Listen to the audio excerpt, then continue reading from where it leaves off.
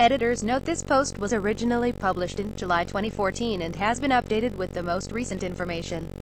Los Angeles' wealth of outdoors activities is no secret, and now that fall is here, it should be cool enough to enjoy being outside the house during the day.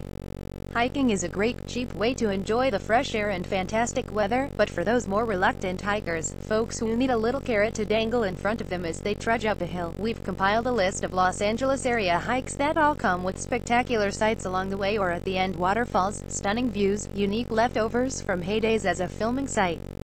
So bribe friends and family by promising them a cool dip in a waterfall or a selfie with some leftovers of a MASH episode, and hit the trails. Even though it's technically fall, it's still a good idea to be on the lookout for rattlesnakes and pack more water than you anticipate needing. This list of hiking essentials is a good way to prepare for even the shortest of walks in the wilderness. Now, time to hit the trail. 1.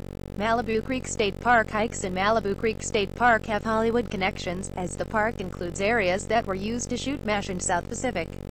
There are some rusted army jeeps and other signs of filming here, and it seems like every hiker who passes through stops to have her picture taken with one of the rusty relics. The hike to this point and back is under 5 miles round trip and gains less than 200 feet of elevation, making it a pretty good trip for families with kids who can be coerced onto the trail. Heads up, you will have to pay the $12 entrance fee to park in the lot if you want to start the hike at Crags Road. The trailheads for South Grassland Trail and Cistern Trail are both closed to free parking. Hikespeak offers good directions with pictures here. 2. Echo Mountain. Want to have a picnic among some picturesque ruins? The trail to Altadena Echo Mountain will make you work for it.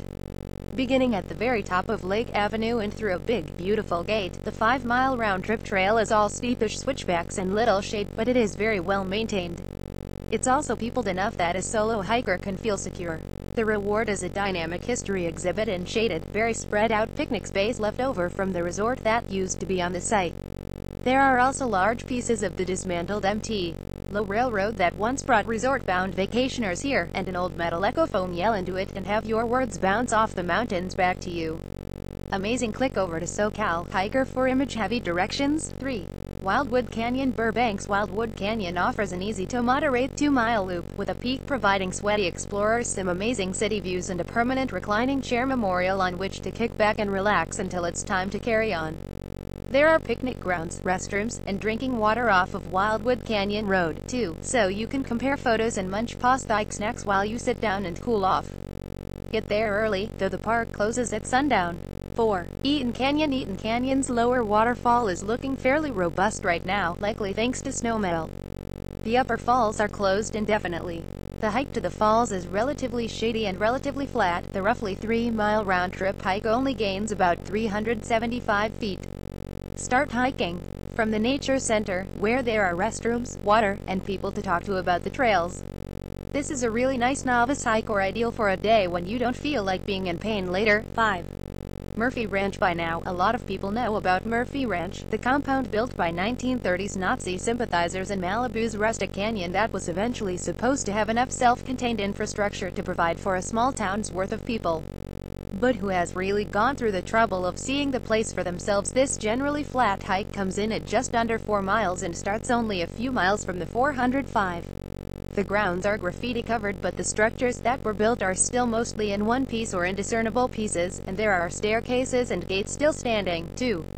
It was rumored last year that the buildings were being torn down, but photos show that it remains a really well-preserved site in a beautiful setting. Hikespeak provides detailed directions from the start of the trail. 6. Mount Wilson. If all of the trails above seem too tame, there's always the hike from Sierra Madre's Chantry Flat to Mt. Wilson, which is a punishing but beautiful trail about 7 miles up with a 4,200-foot gain in elevation. Lots of people do this hike as conditioning to work up to bigger peaks. One great reward at the end, if you're up for it by then, is the Mount Wilson Observatory's weekend tours, which run through the end of November. Tours start promptly at 1 p.m. and offer visitors a chance to see the 100-inch telescope. You can catch it if you start the hike early enough, a good idea anyway because the parking at Chantry Flat fills up fast. Added bonuses for visiting the observatory are the Snack Shack, also open through November, which offers cold drinks and food you might buy at a local softball game, chili dogs, Fritos, etc., and restrooms. Plus, at the parking lot right below the observatory, some kind soul might be waiting in a car to take your tired bones home. The lot is about 30 minutes north of La Cañada. Cars parked in the lot will need a $5 day-use adventure pass, available for purchase at multiple locations. Hikers could also continue back down for an approximately 14-mile hike, if desired. Detailed directions here. 7. Solstice Canyon. Solstice Canyon is a popular hike, and with a good reason. The trail takes hikers past waterfalls, the ruins of a burned-out Paul R. Williams mansion called Tropical Terrace, and the remains of what was once believed to be the oldest building in Malibu. The National Park Service maintains a great website with directions to the trailhead and a downloadable map. If you go up the Rising Sun Trail and down the Solstice Canyon Trail to the TRW Trail, as suggested by Robert Stone in his book Day Hikes Around Los Angeles, it's about 6 miles total. Modern hiker takes a slightly different route. 8. Cucamonga Peak via Icehouse Canyon. This Inland Empire hike is a strenuous but beautiful 12-mile round-trip climb that offers vistas and glimpses of streams. A word of caution: at this elevation, you're high enough to get some snow, but this hike isn't a good idea if there's snow on the ground. The first part of the trek, up the trail through Icehouse Canyon, is well-traveled and easy to follow. After Icehouse Saddle, the trail to Cucamonga Peak becomes rugged, unkempt, and solitary, modern hiker notes. The final leg of the trail serves up great views. Eve the Baldy Bowl, the carved-out valley ringed by Mt. Baldy and neighboring mountains. At the very top of Cucamonga Peak, there are Inland Empire views as far as the eye can see, and the knowledge that you gained 3,800 feet in elevation. Or maybe the real reward is a burger and a beer at the Mt. Baldy Lodge. Either way, modern hiker notes that an adventure pass is required to park at the trailhead to this hike, and a wilderness permit is required for traveling through the Cucamonga Wilderness.